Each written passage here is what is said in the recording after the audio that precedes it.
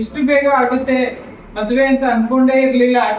First day she just showed this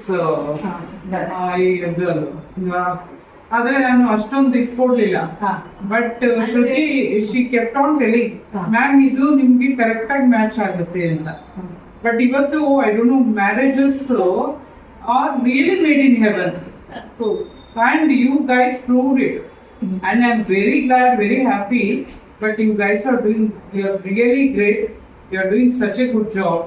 And today I trust, believe like myself. Okay, and magange idikkinta best ಸಿಗ್ತಾ ಇರಲಿಲ್ಲ.